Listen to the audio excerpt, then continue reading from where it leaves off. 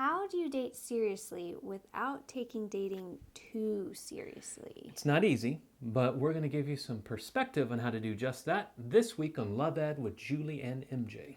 We're in the middle of our series of purpose-driven dating, which we define like this: intentional time invested in one other person for the purpose of growing in intimacy that might lead to a life-giving, lifelong marriage. Yep. And anytime we use the word marriage, it sounds pretty serious. Well, and marriage is serious, but the reality is we often forget that every trip down the aisle actually began at some point way back in time, well, sometimes not far back enough, with a first date. Well, unless you courted. Or you got married in Vegas.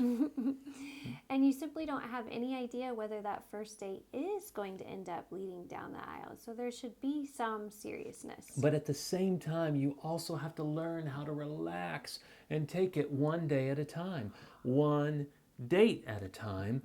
And with purpose-driven dating, we recommend one person at a time. Yeah, no double.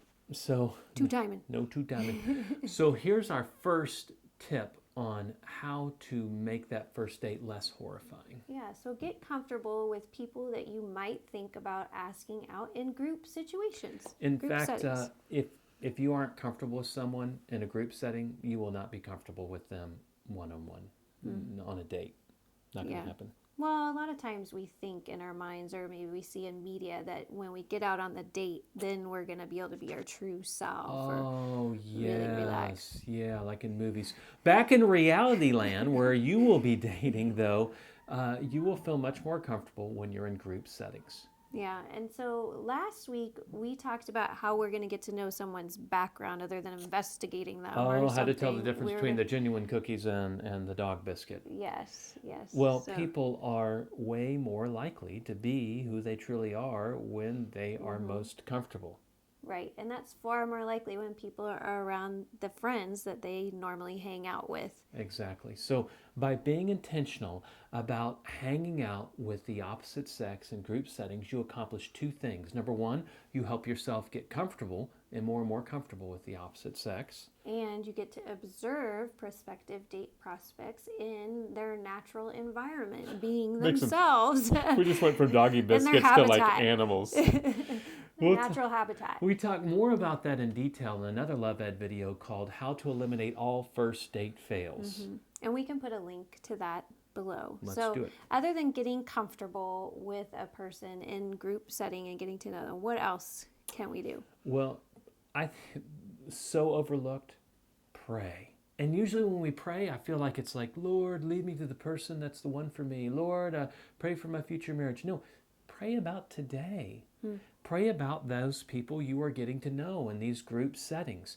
Lord, what do you think about me and this person? Do you think that'd be a good match? Do you think that we would complement one another? Is there some red flashing signs that I'm not paying attention to? Don't worry about the future. Jesus himself said, don't worry about tomorrow. And so often our prayers, we're worried about way down the line. Pray about the present.